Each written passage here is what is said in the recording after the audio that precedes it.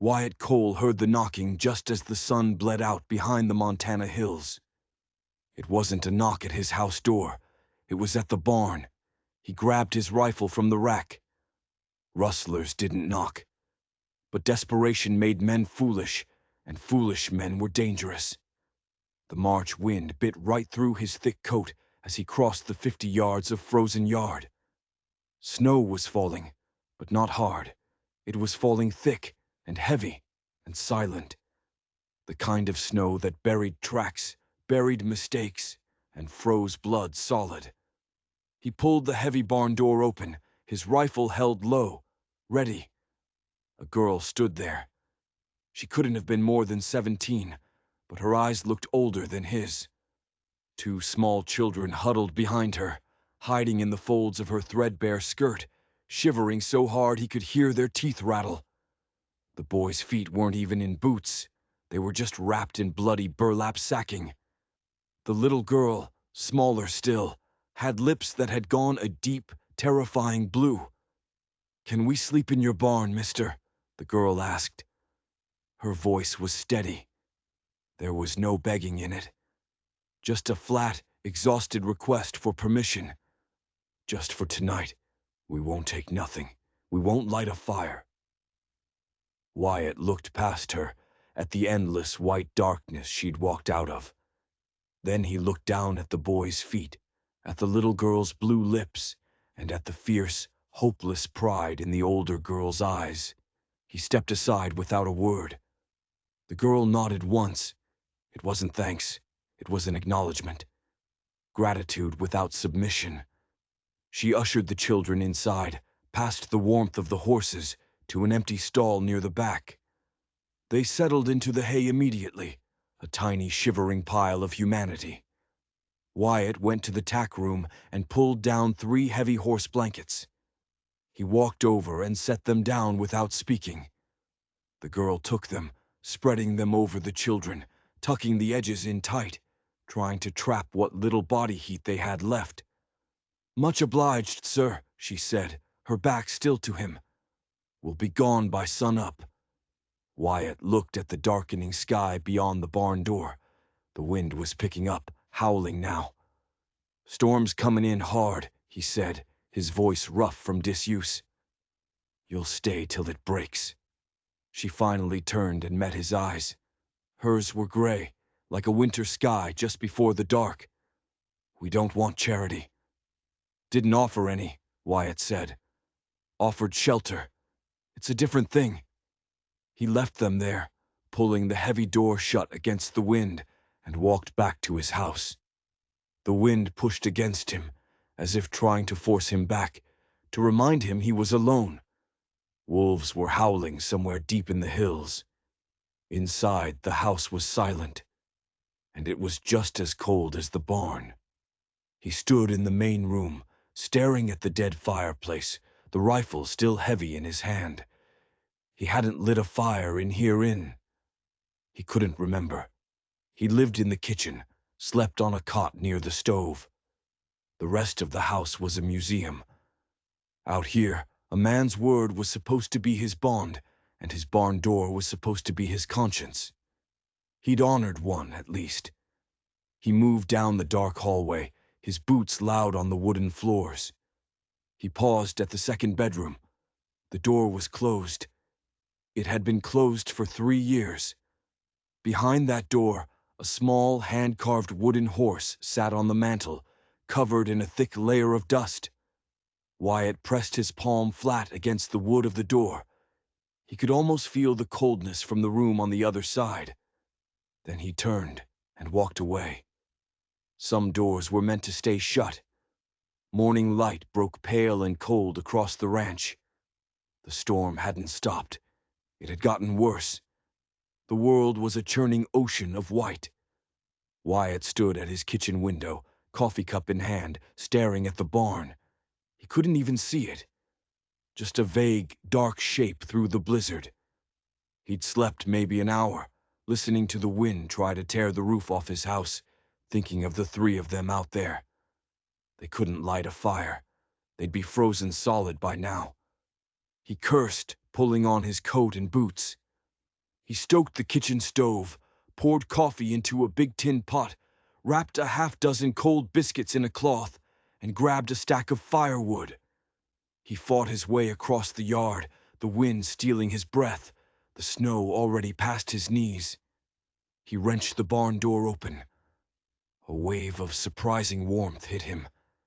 In the center of the dirt floor, in a cleared space, a tiny, perfect, smokeless fire was burning in a small pit dug into the earth. The children were huddled near it, asleep. The girl, Anna, was awake, sitting guard, a stick in her hand. Their faces were washed, their hair was combed. Dignity, even in destitution. "Morning," Wyatt said, setting the wood and the food down. The girl stood up quickly, her eyes darting to the rifle he'd left by his door. "Thank you, sir. We can work for this. I can cook, I can mend, I can clean." "Eat first," Wyatt said. "Talk after." The little girl, Hope, stirred, her eyes landing on the biscuits. She reached a hand out, then froze and looked at her sister. The older girl, Anna, nodded. Only then did the child eat, tearing at the biscuit like a starved wolf. "I'm Anna," the girl said finally. "Anna Whitlow. This is Hope. She's 6. And Tommy. He's 4. Tommy wasn't eating. He was humming. Just a soft, quiet tune that twisted something sharp in Wyatt's chest. It was a lullaby his wife Catherine used to sing.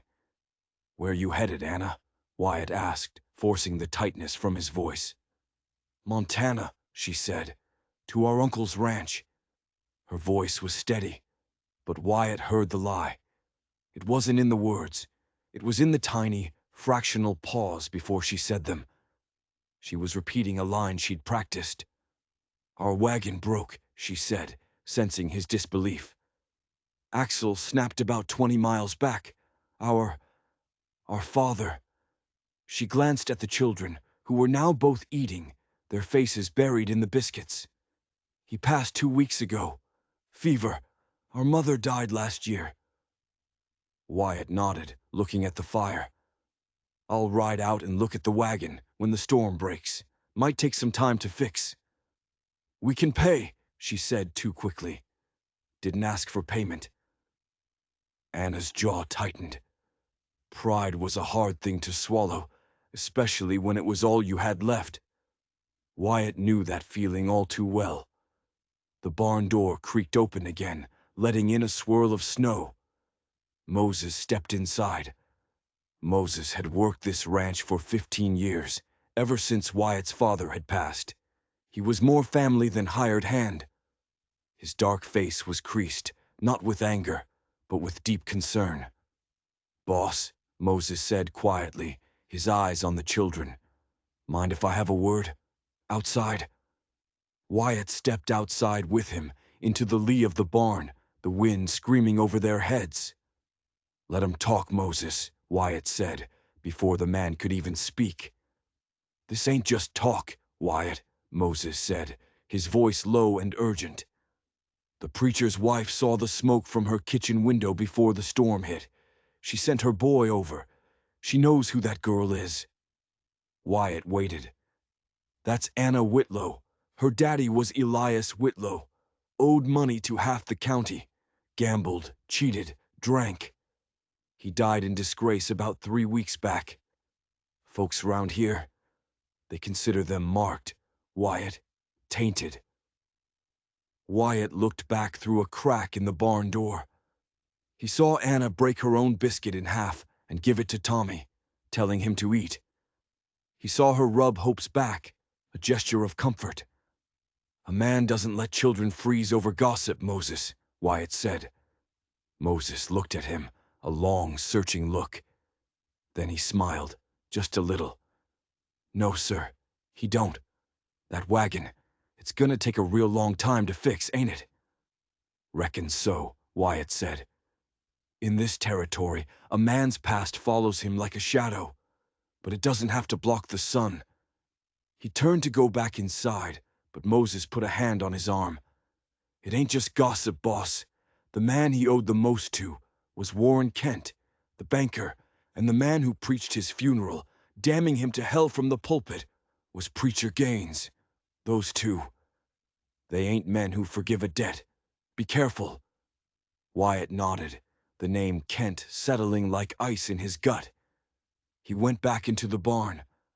Anna was already gathering their few, pathetic belongings, bundling them into a tattered blanket, preparing to leave, even in the middle of a blizzard, just because he'd been seen talking about them. "You're welcome in the house," Wyatt said.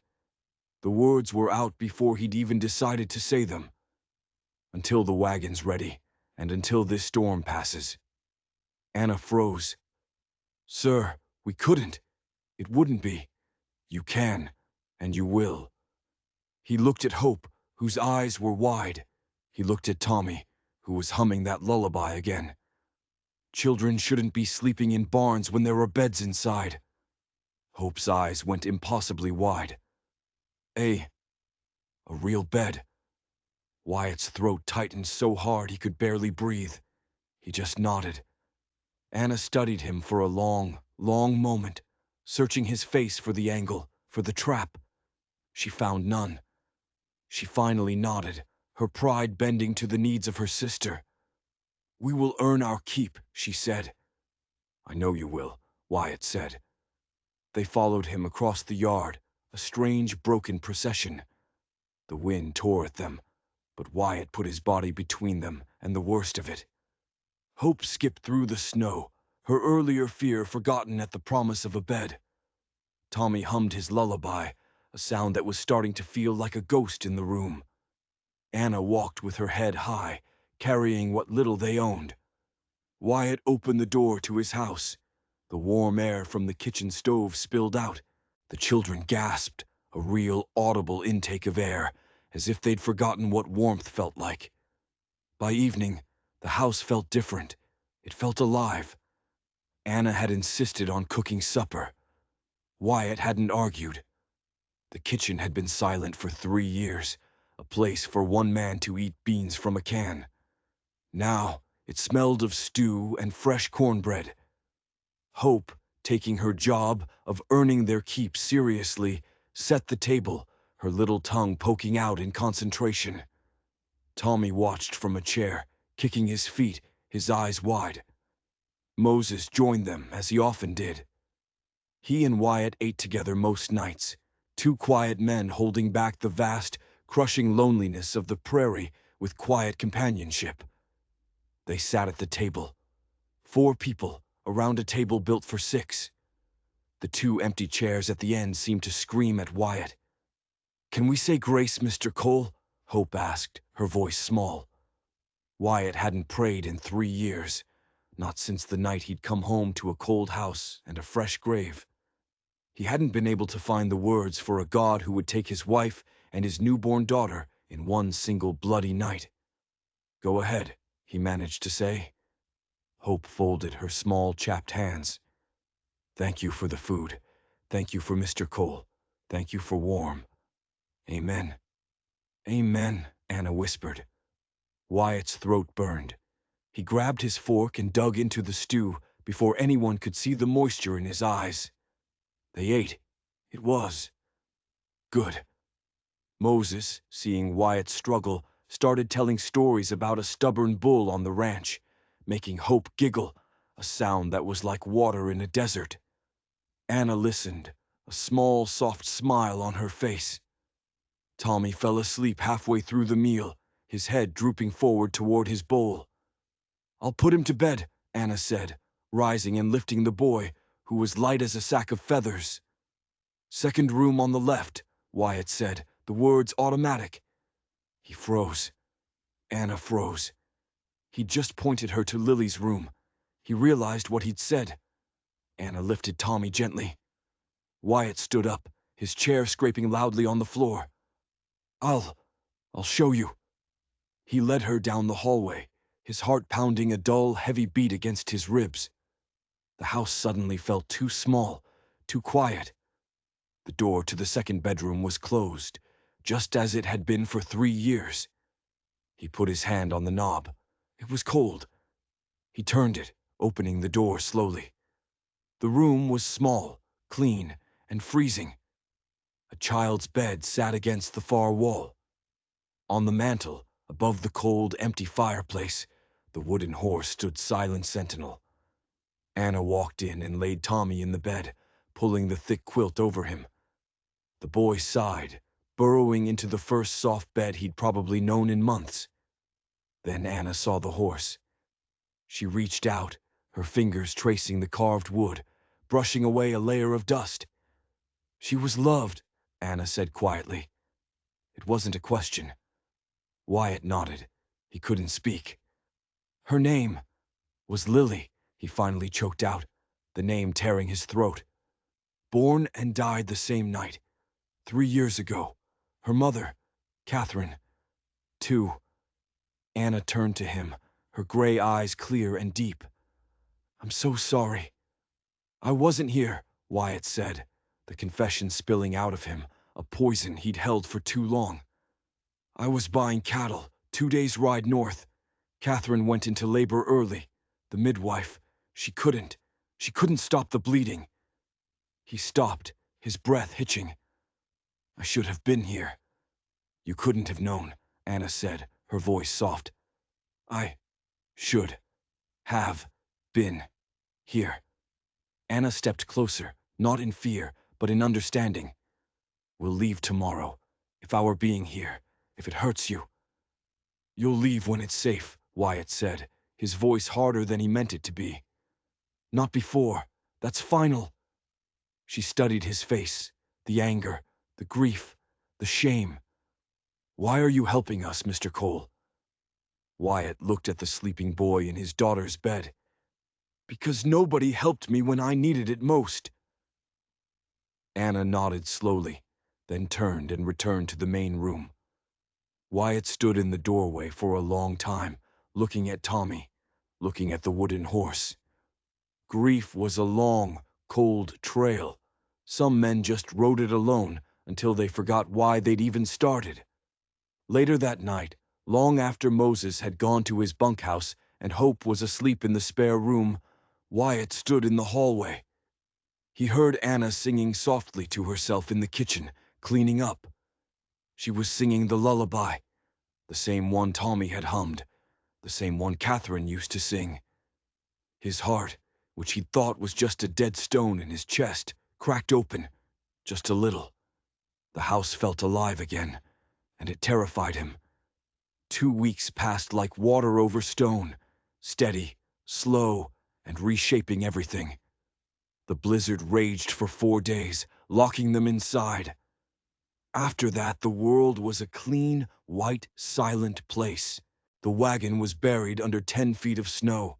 There was no leaving. A routine settled over them.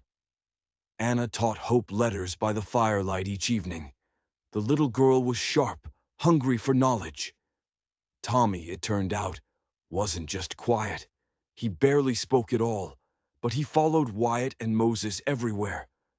He'd stand in the barn, helping, asking endless questions with his wide, serious eyes, trying to lift logs twice his size. The ranch felt different. Laughter, high and clear from Hope, echoed in rooms that had forgotten the sound. Anna hung laundry in the yard, the steam rising in the cold air. Wyatt's heavy work shirts hanging right next to a tiny mended dress. It looked like a family. Moses noticed. Place feels like a home again, boss, he said one morning, mending a bridle. Not a tomb. Wyatt didn't answer, but he'd noticed too. He was in the barn, carving. He'd found an old block of pine. He was carving a small bird. He wasn't sure why. Maybe for Tommy. His hands, clumsy from disuse, remembered the motions. He'd carved the horse for Lily. He hadn't touched a knife for this purpose since. On the 15th day, 2 men rode up the lane. Wyatt saw them from the barn. Preacher Samuel Gaines and Warren Kent, the banker. Both wore their dark Sunday clothes, even though it was a Saturday. Both wore expressions Wyatt recognized all too well. Polite contempt. Wyatt, Preacher Gaines said, dismounting. He was a tall, thin man, with a voice that was always preaching. Might we have a word, in private? They stood in the frozen yard. Anna appeared on the porch, drying her hands on an apron she'd found. She saw the men, and her face went pale. She vanished back inside, pulling Hope with her. Folks are concerned, Wyatt, the preacher began, his voice dripping with false sympathy. About your situation. My situation. Wyatt kept his voice level. Warren Kent stepped forward. He was a short, stout man who always looked like he was calculating. You're an unmarried man, Cole. You have a young woman, a girl really, living under your roof. There is no chaperone. It ain't proper. She's caring for her siblings. I'm providing shelter from a storm, Wyatt said. The storm passed a week ago, Kent said, smiling. It wasn't a nice smile. People talk, Wyatt. It's your reputation. And hers. More than that, the preacher chimed in. It's the name, Whitlow. Her father's debts are a stain on this community, a stain that transfers by law to his issue. Warren Kent nodded. Speaking of which, Elias Whitlow owed me personally $340, a significant sum. The girl is 17. By territorial law, she and her siblings are now indentured to me to pay that debt. Wyatt's blood went cold. You can't be serious, Kent, Wyatt said. I am perfectly serious, Kent said. I have the papers drawn up at my office. I could have the sheriff ride out here and remove her. Remove them. They'll work it off at the county orphanage, which, as you know, I generously fund. Wyatt's hand twitched, wanting to be closer to the rifle he'd left in the barn.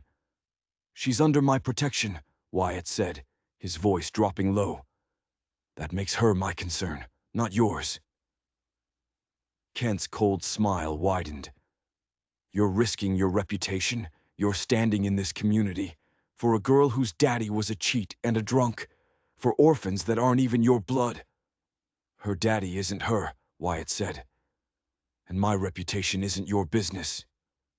The Lord sees all, Wyatt, Preacher Gaines said, placing a hand on his Bible. So does this town, Kent finished. He climbed back on his horse. I'll give you till Sunday, Cole. Send her into town to sign the papers, or I'll come back with the sheriff. And I promise you, it will be unpleasant. They rode away, leaving ugly, dark tracks in the new snow, and a trail of poison in the air. Moses appeared from the barn, his face grim. I told you, boss, that ain't just gossip. I know. In small towns, gossip traveled faster than a telegram, but this was worse. This was greed, wrapped in the flag of morality. That evening, Anna found Wyatt on the porch. He was staring out at the hills, but he wasn't seeing them. I heard them, she said. Her voice was flat. We should go. We'll leave in the morning. We can walk to the next town. No. We're causing you trouble, Mr. Cole. Terrible trouble. A man doesn't let folks freeze, Wyatt said, turning to her. Body or spirit. Anna looked at him for a long, long moment. Most men would have flinched. Most men would have looked away. He held her gaze, and something passed between them. It wasn't love. It was recognition. Two people, trapped by the past, standing on the same cold porch. Hope, maybe. Then they both looked away, the moment broken. From the barn where he was pretending to check on the horses, Moses smiled to himself. That night, Wyatt couldn't sleep. He was staring at the ceiling, Kent's threats echoing in his head. He'd failed Catherine. He'd failed Lily. He was not going to fail these three. He heard a sound, a floorboard creaking in the hallway. He got up, pulling on his trousers. He walked into the hall. Anna was standing at the closed door to Lily's room.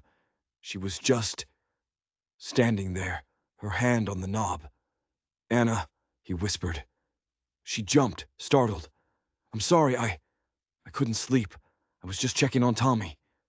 Is he all right? He's fine. He loves that bed. She paused.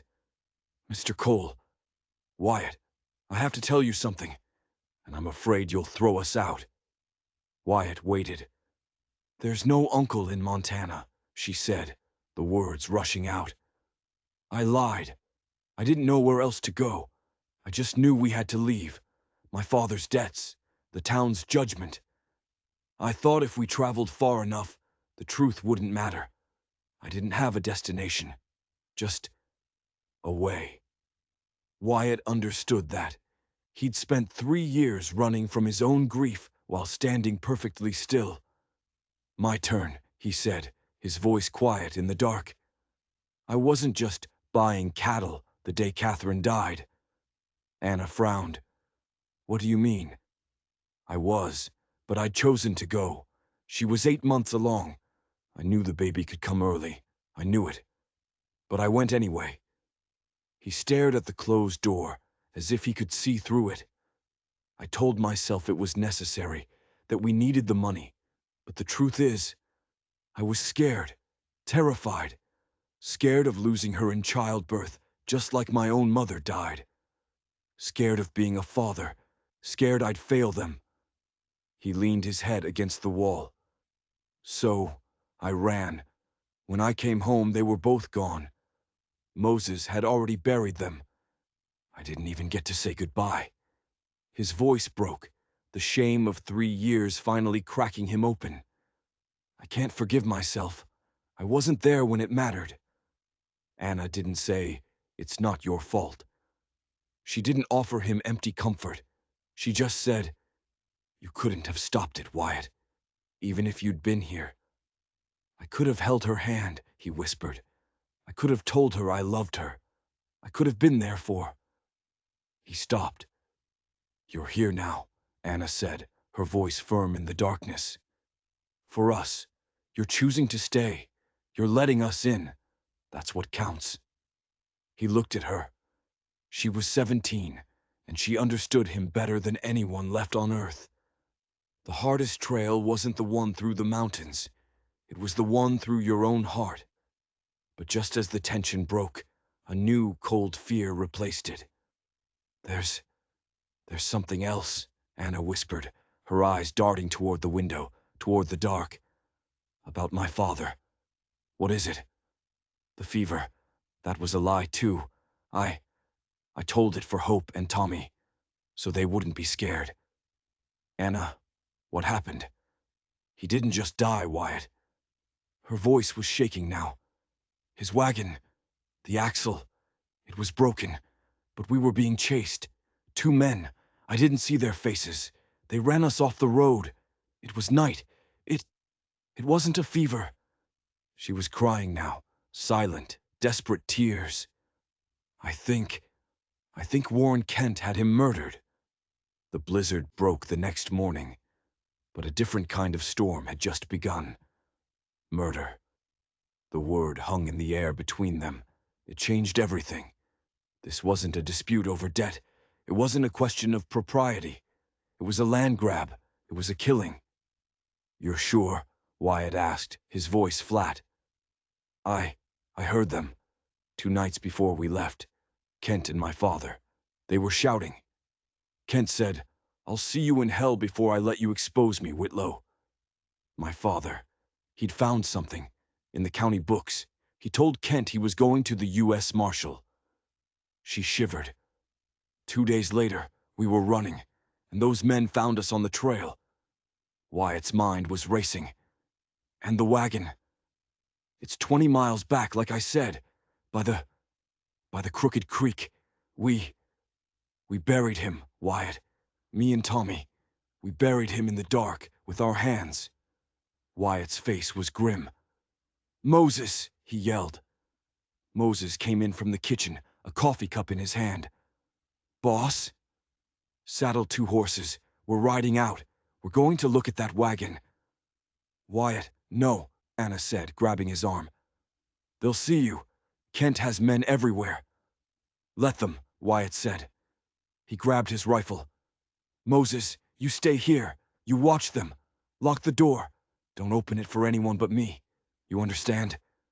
Moses nodded, his face serious. "I understand. What are you gonna do?"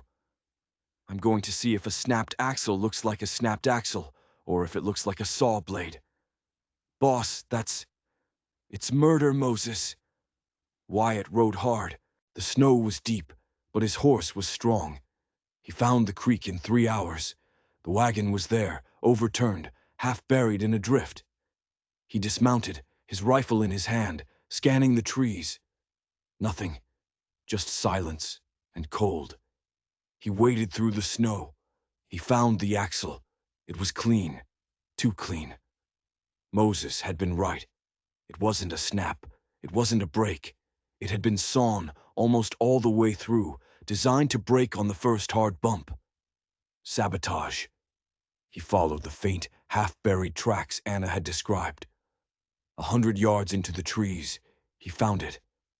A small, pathetic mound of frozen earth and stones. Wyatt took off his hat. He didn't want to do this.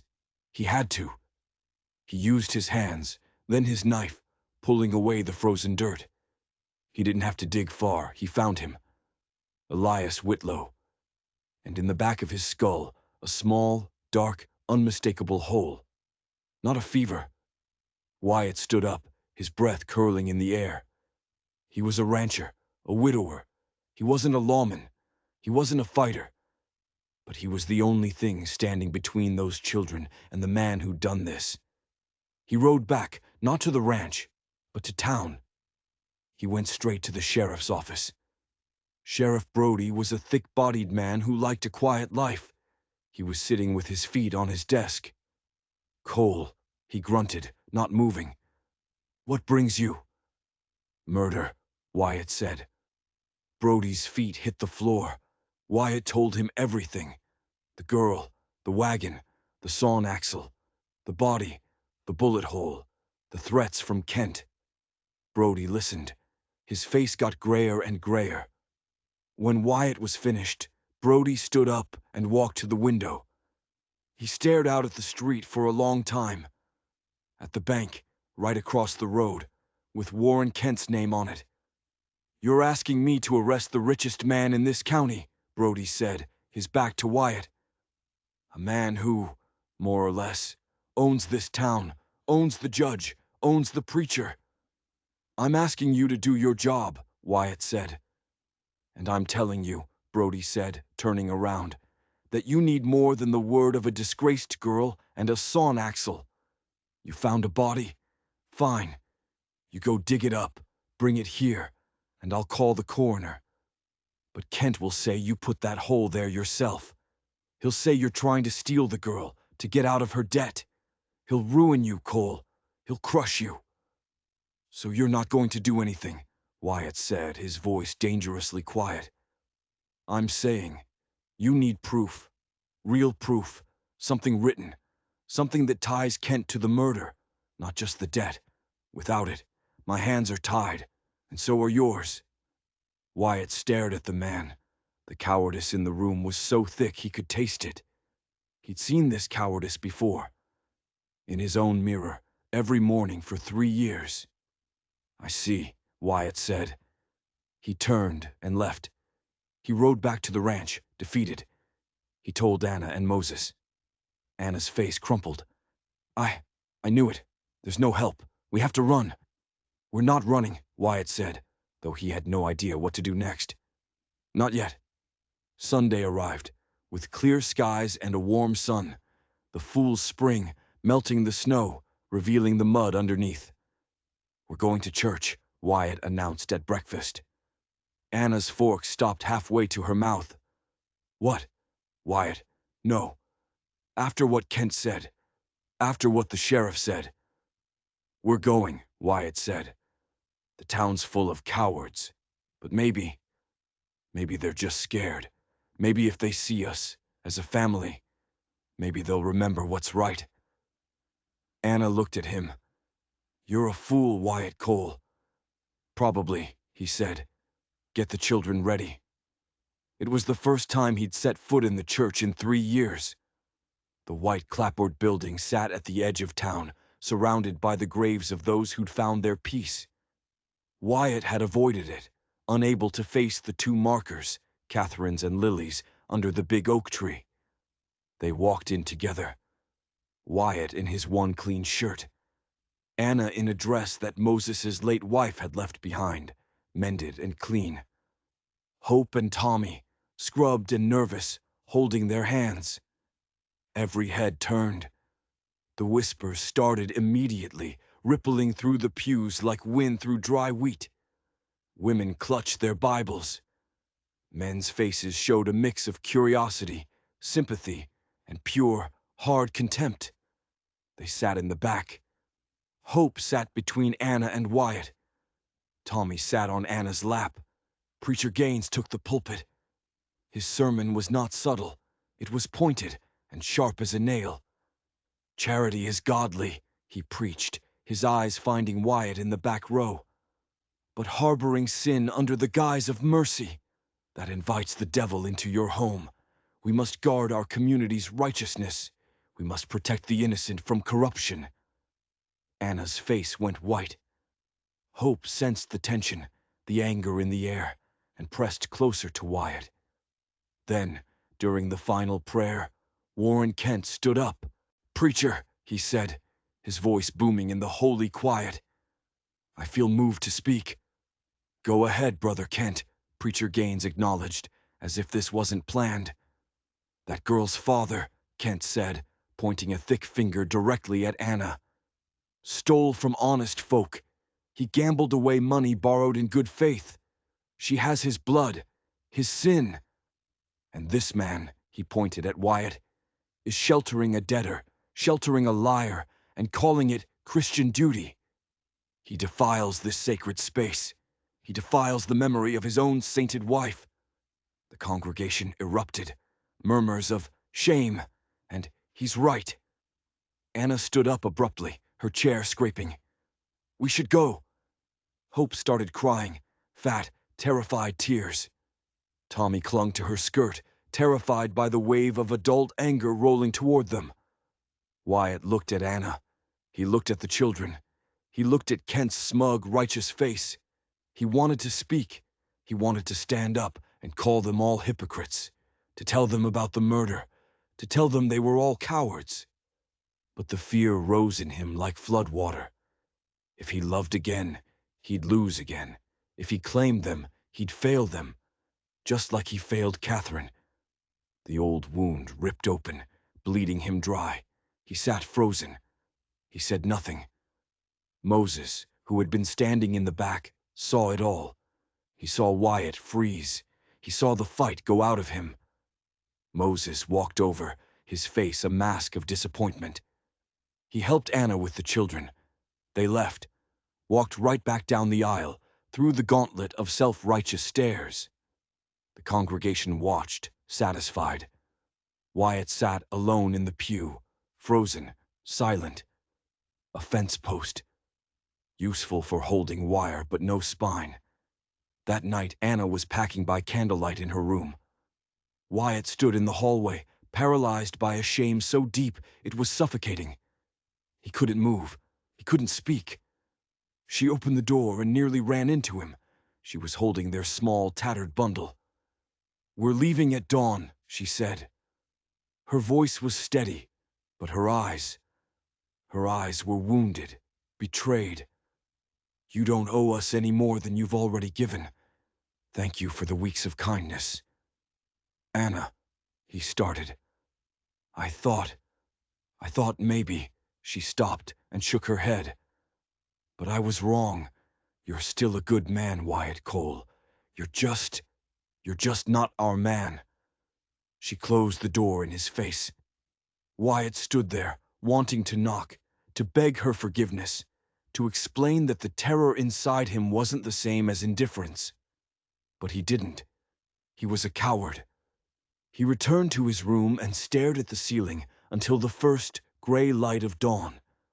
Wyatt heard the wagon wheels at first light. He looked through his window. Anna was loading their few belongings. Hope and Tommy sat in the back, silent and subdued. The wagon he'd repaired was now taking them away. He dressed and went to the kitchen. Moses was already there. The coffee was made. His face was hard. "You just gonna let them leave?" Moses asked. "I don't know," Wyatt whispered. "Yes, you do," Moses said, slamming his cup down. "You're just scared. I've known you since you were a boy, Wyatt. You were never a coward. But grief's made you one." "I can't," Wyatt started. "Can't what? Live? Love? You think Catherine wanted you buried alive beside her? You think she'd want you throwing away a second chance because you failed the first time?" Wyatt's hands were shaking. "I wasn't there when she needed me, Moses. So be there now." Moses's voice was gentle, but firm as steel. "Be there for them, before it's too late. Go on, son." Wyatt looked out the window. Anna was harnessing the horse. The children were just staring at the house. "What if I fail them too?" "What if you don't?" Moses said. "Courage ain't the absence of fear, Wyatt. It's saddling up anyway." Wyatt grabbed his coat. But he didn't walk toward the wagon. He walked toward the barn. He saddled his horse. And he rode up the hill to the small windswept graveyard where Catherine and Lily rested. He hadn't visited since the burial. He couldn't bear it. Now, he knelt between their two simple markers. The small, carved wooden bird he'd been working on was in his pocket. He'd grabbed it without thinking. "Catherine," he said aloud, his voice breaking. "I wasn't there when you needed me. And I've been dead ever since you left. I've been a coward." He looked at the small marker for Lily. "But there's a woman and two children, and they need me now. And I'm so scared I'll fail them too." The wind shifted. The snow had melted here, and he saw tiny green shoots of new grass pushing up through the dead earth. An early spring. "Tell me what to do," he whispered. Silence. Just the wind. Then a coyote howled, distant and lonely, and then stopped. Peace. Wyatt set the small carved bird on Lily's grave. "I'll make him another one. This one's for you." He stood up. He knew what he had to do. "I'll take care of them, Catherine," he promised. "I promise you. I'm done running." He rode back down the hill at a full gallop. Anna had the wagon ready. She was helping Tommy up onto the seat when Wyatt's horse thundered into the yard, scattering chickens. He dismounted fast, nearly stumbling. Anna turned, her face a mask of surprise and confusion. "I was afraid," Wyatt said, his chest heaving. "I'm still afraid, but I'd rather be afraid with you than safe and alone." Anna's face was guarded. "We're not charity, Wyatt. We won't be your penance. We won't be the ghosts you're trying to fix." "You're not." He took a step closer. You're the reason I remember I'm still alive. Stay, Wyatt. Stay. Not as guests, as family." "What about the town?" she whispered. "What about Kent?" "Hang the town," Wyatt said, "and we'll fight Kent. Together. I choose you, Anna." Anna's eyes filled with tears. "You mean that?" "I mean it." Hope, who had been watching from the wagon, let out a whoop. "We're staying." She jumped from the wagon bed and ran to him. Tommy followed, a split second behind. They crashed into Wyatt's legs, holding on tight. He knelt in the mud and wrapped his arms around them, burying his face in their hair. Anna stood watching, the tears falling freely now. Wyatt looked up at her, still holding the children. He reached out his hand. She took it. "We need to go back," Wyatt said, his voice firm. "Where?" "To town. But first, Anna, did he have anything? Any proof? He told Kent he was going to the marshal. He must have had something." Anna's eyes went wide. The bird," she whispered. "What bird?" "Tommy. He has a bird, a wooden one. My father carved it.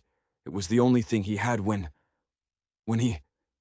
She ran to the wagon, rummaging in their bundle. Tommy, where's your bird? Tommy pulled it from his pocket, a small, roughly carved hawk. Anna took it. She twisted its head. The bird popped open. It was a locket. Inside, folded into a tiny, tight square, was a piece of paper. Wyatt's hands shook as he unfolded it. It wasn't a letter. It was a page, torn from a ledger. Warren Kent's ledger. It showed a list of names, Whitlow, and a half-dozen other ranchers who'd died in disgrace or moved away in the last 2 years. And next to them, numbers and a signature. Warren Kent's. It was the proof. Moses, Wyatt yelled. Moses appeared from the barn, grinning wide. About damn time, boss. We're going to see the sheriff, Wyatt said. And then, next Sunday, we're going back to church. They unloaded the wagon. The children raced back into the house, their shouts of joy echoing. Anna and Wyatt stood in the yard, his hand still holding hers. You're sure? She asked. I'm terrified, he said, but I'm sure. The spring sun broke through the clouds, warming the earth. The snow was melting. Green was returning. Fire, reborn. This time when Wyatt walked into Sheriff Brody's office, he didn't ask, he demanded. He threw the ledger page on the desk. Brody looked at it. He looked at the signature. He looked at the list of names. His face went pale.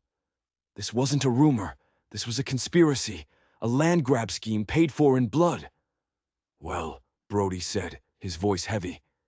This changes things. Does it? Wyatt said. Or are you still Kent's man? Brody looked at Wyatt for a long time. Then he unlocked his desk drawer and pulled out a fresh box of cartridges. No, Brody said, strapping on his gun belt. I'm the law, and it looks like I've been lazy. What's the plan, Cole? He expects us to be gone, Wyatt said. He expects me to be a coward. On Sunday, we're all going to church, and you're going to be late. The next Sunday was beautiful. The whole town was at the First Presbyterian. Wyatt walked in. The whispers were 10 times louder this time. He wasn't in the back. He walked his new family, Anna, Hope, and Tommy, right to the front pew. Moses walked beside them and sat right next to them. Preacher Gaines's face darkened with rage. Warren Kent, sitting in the deacon's chair, stood up. I thought I told you, Kent hissed, his voice low but carrying. To get out. You did, Wyatt said, his voice calm and clear, silencing the organ music. Preacher, Kent said, turning. This is an outrage. This man is openly defying this community. He is bringing this refuse into the house of God. Preacher Gaines stepped forward. Wyatt Cole, in the name of the Lord, I ask you to remove yourself and this shadow from this holy place. You are not welcome here. A shadow, Wyatt said. He stood up, turning to face the entire shocked congregation. You're right, preacher. There is a shadow in this church, but it's not them. He pointed at Preacher Gaines. It's you. He pointed at Warren Kent. And it's him. This is blasphemy, Gaines shouted. Is it? Wyatt's voice was like iron. Or is it murder? You all know Elias Whitlow. You called him a gambler, a drunk, a cheat. You let this man, he pointed at Kent, preach that sermon. But you know what he really was? He was a victim. Lies, Kent shouted, his face turning purple. He found your ledger, Kent, didn't he? The real one. The one that shows how you and the preacher have been stealing land, forging debt, murdering men who wouldn't sell. The church erupted. This was more than scandal. This was war. You're insane, Cole, Kent sputtered. You have no proof. He's right, Wyatt said. I don't have it. Kent's smile returned, smug and vicious. He's lost his mind.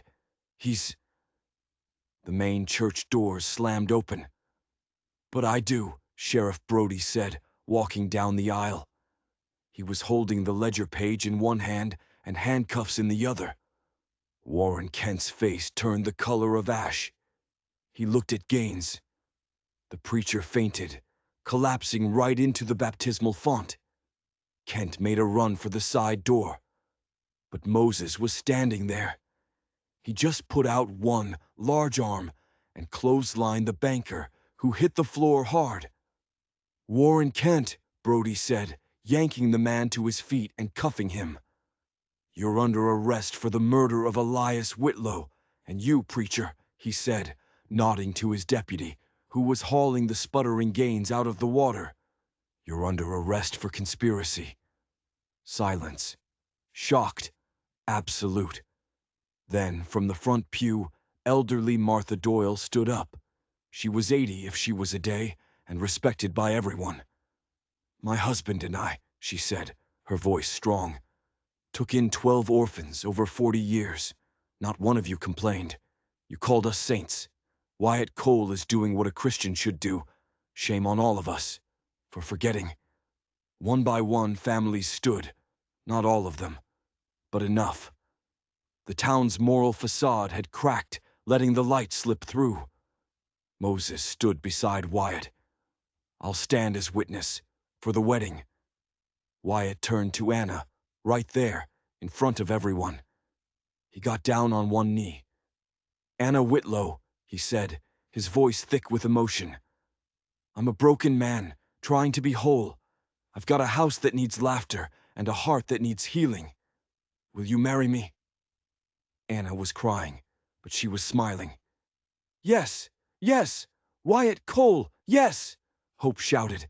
"Does this mean we stay forever?" "Forever," Wyatt said, standing and pulling her into a hug. The church erupted, not in scandal, but in celebration. 3 months later, in late June, the ranch bloomed. The wedding was simple. Moses, who, it turned out, had a license, officiated in the yard, under the clear blue sky. The neighbors who'd stood with them, including Martha Doyle, helped set the tables. Wyatt stood under the old oak tree, watching Anna walk toward him. Hope was throwing wildflowers. Tommy held the rings on a small pillow, concentrating so hard his tongue was sticking out. "I promise," Wyatt said when his turn came, "to choose you, every day, even when the fear whispers." "And I promise," Anna said, "to build this life with you, log by log, day by day." They kissed. Cheers erupted. Tommy yelled, "Can we eat the cake now?" Laughter, music, dancing, life. Weeks passed into months. Anna, with the backing of the town's new council, started a small school in the very church that had once cast her out. Her dream, realized. Wyatt taught Hope and Tommy the ranch. Hope could ride as well as he could now. Tommy, who had started talking in full, chattering sentences, handled the tools with care, imitating Wyatt's every move. The house was loud. There were arguments about chores. There was laughter at supper. There was the constant sound of running feet. It was a home. One Sunday they visited the graveyard together. All 4 of them.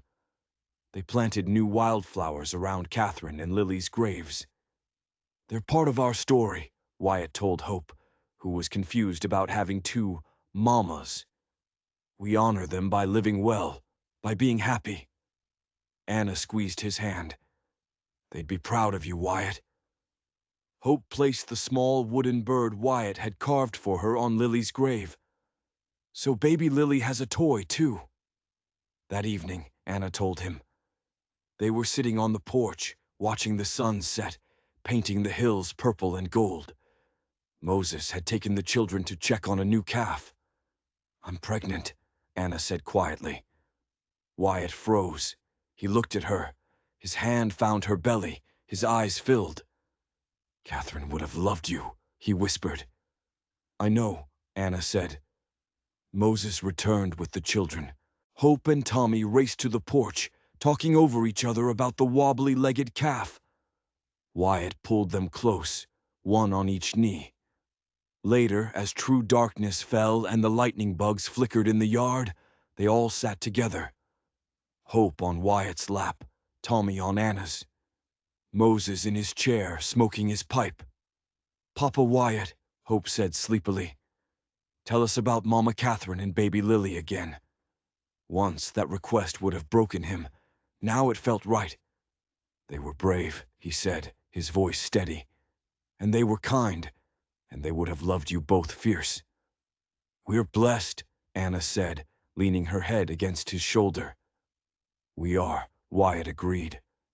The stars emerged, one by one. Hope and Tommy fell asleep. Moses chuckled softly, stood and headed to his own room. Wyatt looked at Anna, at the children, at the ranch spreading out before them. The barn stood quiet in the darkness, no longer needed as a refuge. The house glowed, warm with lamplight. She'd asked if they could sleep in his barn. He thought he was the one offering shelter. He didn't know he was the one lost in the cold. Sometimes mercy arrives as a question, a small voice asking for nothing more than a place to rest. And if you're brave enough, if you're just brave enough to say yes, you might just find your way home again. Anna's head rested on his shoulder. Her hand covered her belly, where new life grew. Hope snored softly. Tommy mumbled in his sleep. Wyatt Cole closed his eyes, grateful, terrified, and completely, fully alive. If you enjoyed this story, don't forget to hit that subscribe button. You never know what secrets are buried just under the snow.